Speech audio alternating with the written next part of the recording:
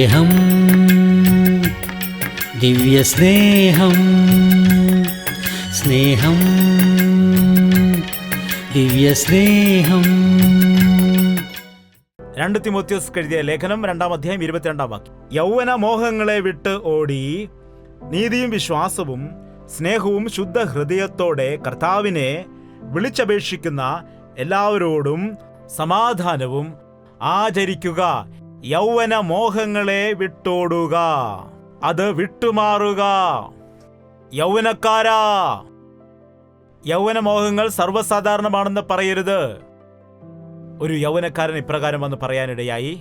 ബൈബിളിൽ തന്നെ പറയുന്നുണ്ടല്ലോ, ബാല്യക്കാർ ക്ഷീണിച്ചു പോകും, യൗവനക്കാർ ഇടറി വീഴും. അതുകൊണ്ട് എന്താണ്? തീർച്ചയായും യൗവനക്കാർ ഇടറി വീണിട്ട് എഴുന്നേൽക്കേണ്ടവരാണ്. യൗവനക്കാർ തീർച്ചയായും പാപത്തിൽ വീഴാൻ ഇടയാകും. തീർച്ചയായും യൗവനക്കാർ പാപം ചെയ്യുവാൻ ഇടയാകും. ഇതിൽ തെറ്റെന്താണ് എന്ന് ചില ആളുകൾ പറയാറുണ്ട്. എന്താണ് അടുത്ത വാക്യം വായിക്കുക. യൗവനക്കാർ വീണുപോകും എന്നാണ് ഉള്ളത്. വീണുപോകുമെന്നുണ്ടോ? വീഴാൻ പോകുന്നതും വീഴുന്നതും തമ്മിൽ വ്യത്യാസമുണ്ട്. എന്താണ് വീഴാൻ പോവുക എന്ന് പറഞ്ഞാൽ? എന്താണ്? വീഴാൻ പോയതാണോ വീണതാണോ? പറയൂ. വീഴാൻ പോയതാണ്. വീണോ? വീഴാതെ നിന്നു.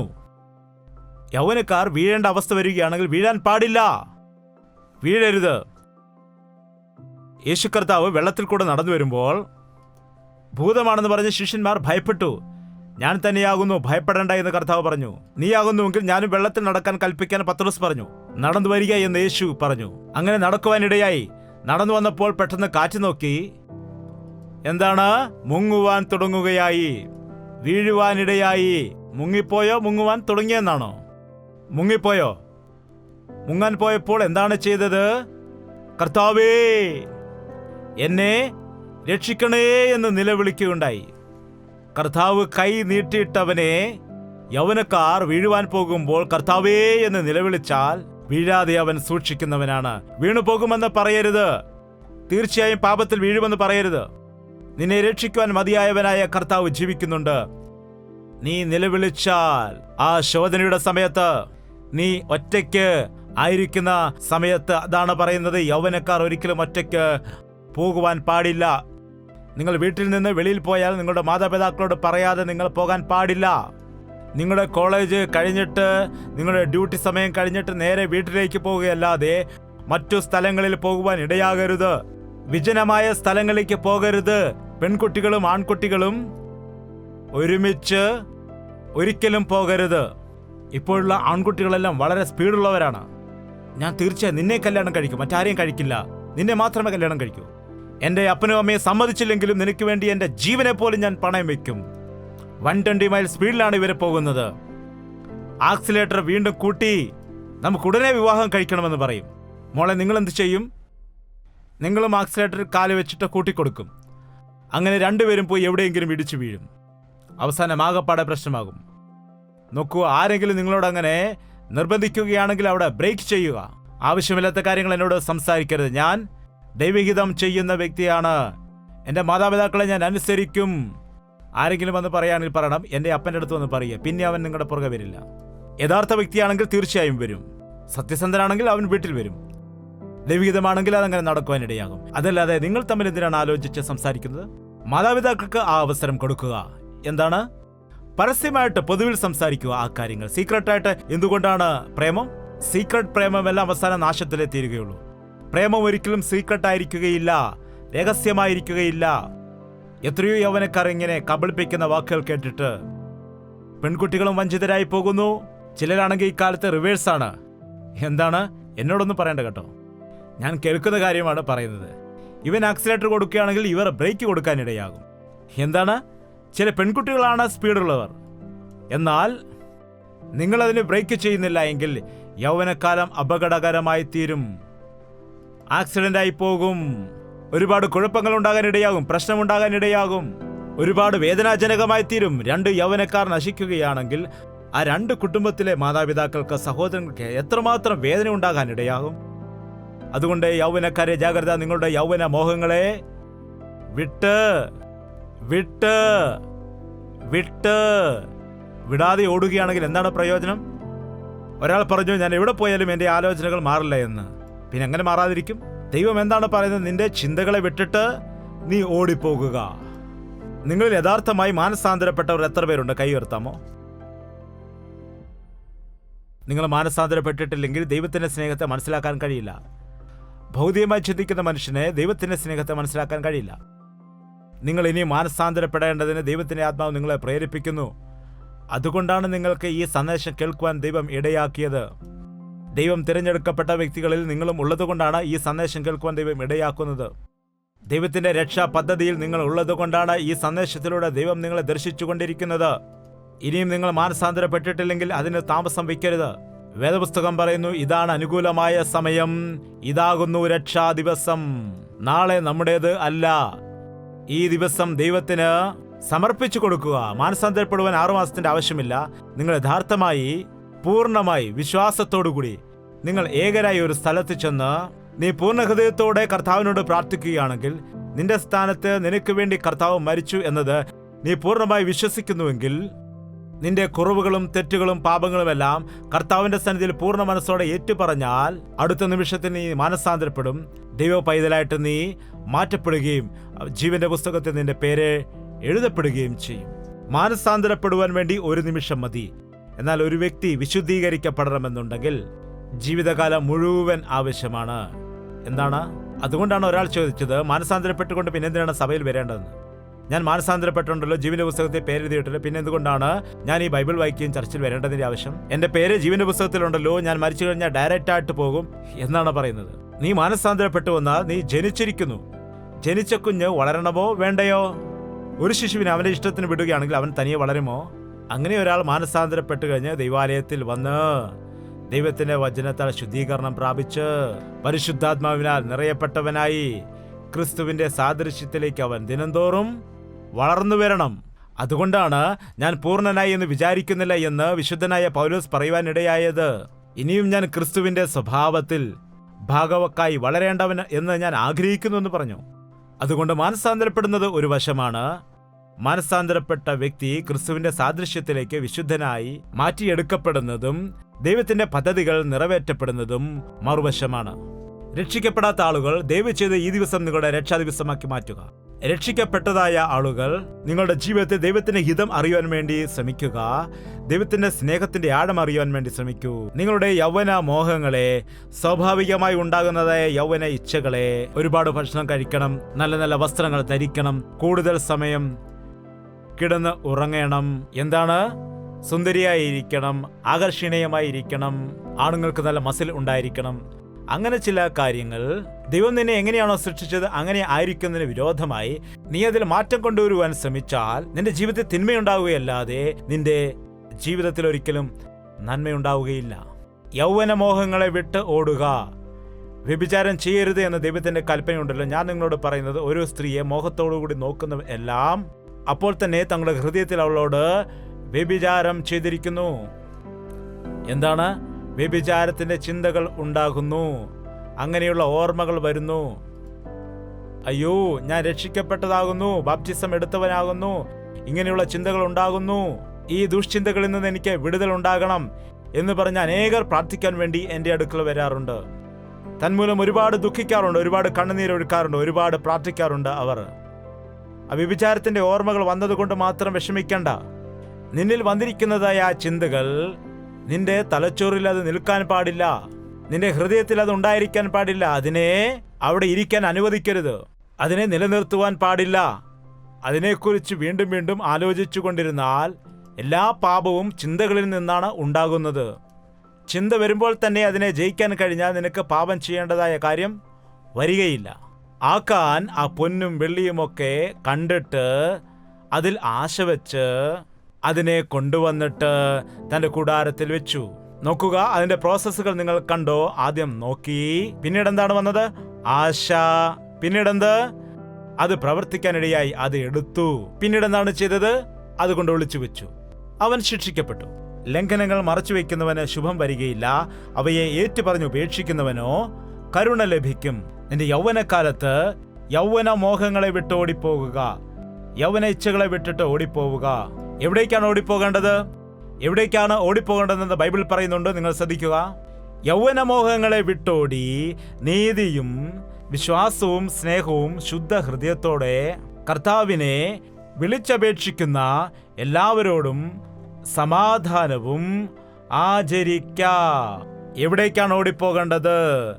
ശുദ്ധ ഹൃദയമുള്ളവരായി കർത്താവിനോട് പ്രാർത്ഥിക്കുന്നവരുടെ കൂട്ടത്തിലേക്ക് പോവുകയാണെങ്കിൽ, അവരുടെ കൂട്ടായ്മയിലേക്ക് പോവുകയാണെങ്കിൽ, അവർ പ്രാർത്ഥിക്കുന്ന സഭയിലേക്ക് പോവുകയാണെങ്കിൽ, അവിടെ നിനക്ക് നീതിയും സ്നേഹവും വിശ്വാസവും സമാധാനവും ആചരിക്കാൻ കഴിയുമെന്ന വാക്കിന് നിനക്ക് നേടാൻ കഴിയും എന്നാണ് ഇംഗ്ലീഷ് ബൈബിളിൽ പറയുന്നത്.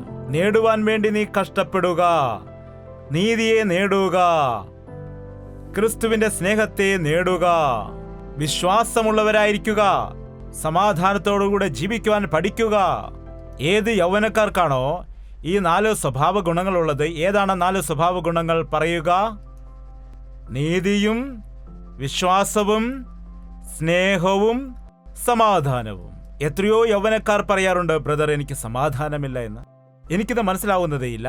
കല്യാണം കഴിഞ്ഞ് 10 മക്കളൊക്കെയുള്ള, കുടുംബ പ്രശ്നത്താലോ സാമ്പത്തിക പ്രശ്നത്താലോ ബുദ്ധിമുട്ടുന്നതായ ആളുകൾ, അല്ലെങ്കിൽ എന്തെങ്കിലും രോഗത്താലോ ഭാരത്താലോ വിഷമിക്കുന്ന കുടുംബസ്ഥന്മാർ, അല്ലെങ്കിൽ പ്രായമുള്ളതായ വ്യക്തികൾ, എനിക്ക് സമാധാനമില്ലെന്ന് പറഞ്ഞാൽ അതിനൊരു അർത്ഥമുണ്ട്. എന്നാൽ ഈ യൗവനക്കാർക്ക് എന്താണ് പ്രശ്നം? അവർക്ക് എന്താണ് ബുദ്ധിമുട്ട്? എന്താണ് അവർക്ക് ഉത്തരവാദിത്തമുള്ളത്?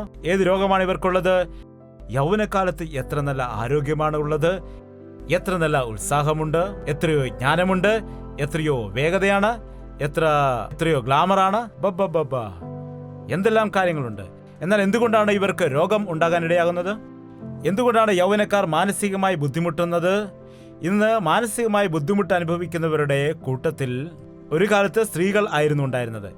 എന്നാൽ ഇപ്പോൾ അങ്ങനെയുള്ളവരുടെ കൂട്ടത്തിൽ പണ്ട് വിവാഹം കഴിഞ്ഞ സ്ത്രീകളായിരുന്നു. ഇപ്പോൾ മാനസികമായി നിരാശ അനുഭവിക്കുന്നവരുടെ കൂട്ടത്തിൽ ഏറ്റവും കൂടുതൽ ശതമാനം ആരാണെന്ന് ചോദിച്ചാൽ യൗവനക്കാരാണ്. എന്തുകൊണ്ടാണ്? പിശാച് ഡയറക്റ്റായിട്ട് നിങ്ങളുടെ ബ്രെയിനെ അറ്റാക്ക് ചെയ്യുന്നു, നിങ്ങളുടെ മനസ്സിലൂടെ പ്രവർത്തിക്കുന്നു, നിങ്ങളുടെ ഹൃദയങ്ങളിൽ നെഗറ്റീവ് ചിന്തകൾ കൊണ്ടുവന്ന് നിറയ്ക്കുന്നു. എപ്പോഴാണോ നിങ്ങളൊരു കോളേജ് ജീവിതത്തിലേക്ക് ചുവടുവെക്കുന്നത്, അല്ലെങ്കിൽ കോളേജ് ജീവിതം കഴിഞ്ഞിട്ട് ഒരു ജോലിയിലേക്ക് പ്രവേശിക്കുന്നത്, ആ കാലങ്ങളിൽ ഫെയിൽ ആകുവാൻ ചാൻസ് ഉണ്ട്, ഇന്റർവ്യൂകളിൽ പരാജയപ്പെടാൻ ചാൻസ് ഉണ്ട്, വിവാഹങ്ങൾ സെറ്റാവാതെ പോകാൻ ഇടയുണ്ട്. ലൈഫ് സെറ്റിൽമെന്റ് നടക്കുന്നതായ ആ പ്രവർത്തനത്തിനുള്ളിൽ ഏറ്റക്കുറച്ചിലുകൾ ഉണ്ടാകാം, അതുപോലെ ജയാപജയങ്ങൾ ഉണ്ടാകാം. എന്നാൽ അതിനെ നേരിടുവാൻ കഴിയാതെ ഒരു ചെറിയ പരാജയം വന്നാൽ, ഒരു ചെറിയ പരിഹാസം വന്നാൽ, ഒരു ഫെയിലിയർ ജീവിതത്തിൽ വന്നാൽ ആദ്യം നിരാശപ്പെട്ടു പോകുന്നവർ ആരാണെന്ന് ചോദിച്ചാൽ യൗവനക്കാരാണ്. കാരണം ദൈവത്തിൻ്റെ കൃപയെയും ദൈവത്തിൻ്റെ ദയയെയും മനസ്സിലാക്കി അവനിൽ വിശ്വസിക്കുവാൻ അവർക്ക് കഴിയുന്നില്ല. ദൈവത്തിന്മേൽ വിശ്വസിച്ചിരിക്കുന്നതായ വ്യക്തി കുലുങ്ങിപ്പോകില്ല, വീണുപോകില്ല. ഫെയിലായി പോയോ? ഹാലലൂയ, ദൈവത്തിന് എന്തോ ഉദ്ദേശമുണ്ട്. പെണ്ണിനെ ബോധിക്കാത്തത് കൊണ്ട് പെണ്ണ് കണ്ട ചെറുക്കൻ തിരിച്ചുപോയോ? ഹാലലൂയ. ഇങ്ങനെയുള്ളവരെ എൻ്റെ ജീവിതത്തിൽ ആവശ്യമില്ല ദൈവമേ.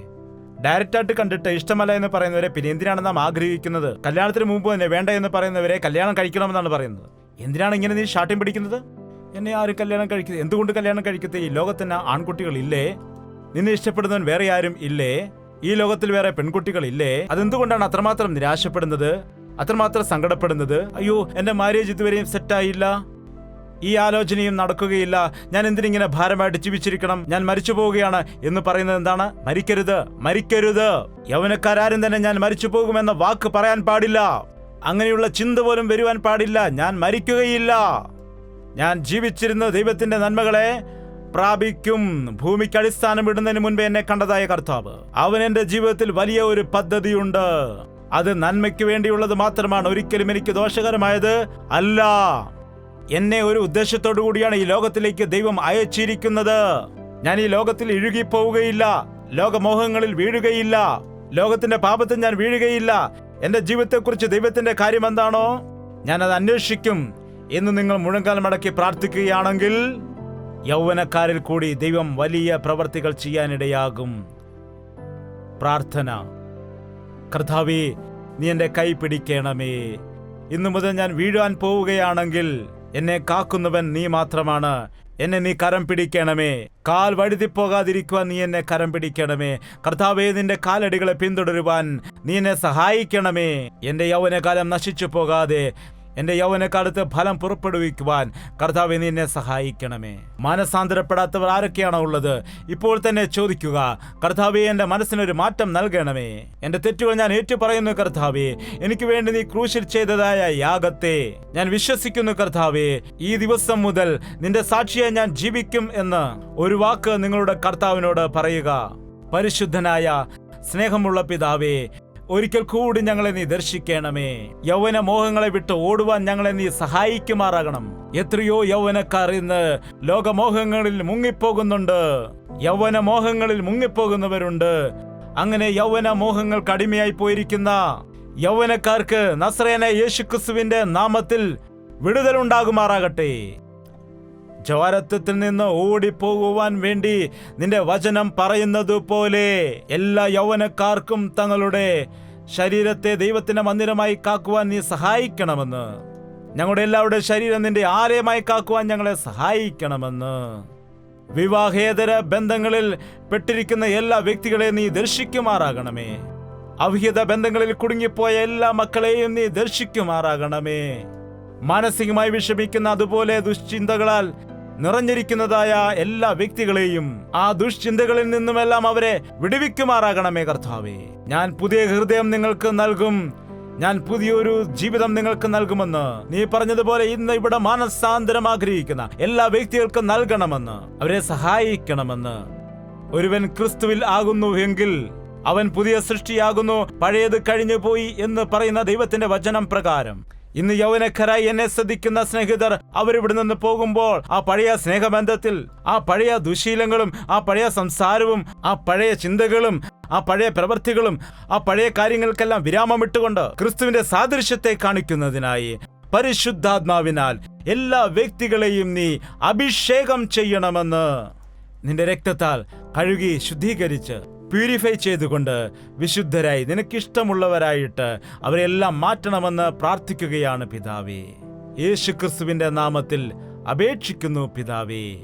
ആമേൻ.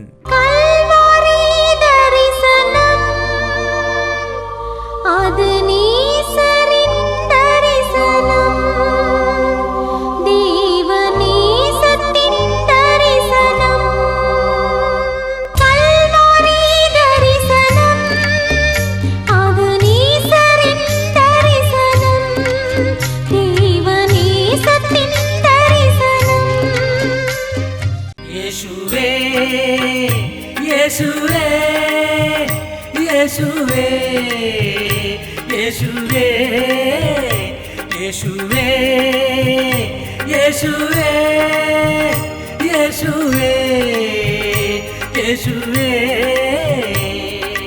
നിന്നെ നിന്നെ എന്നും ഞാൻ സേവിക്കും, നീ മാത്രം രാജാവെന്നും.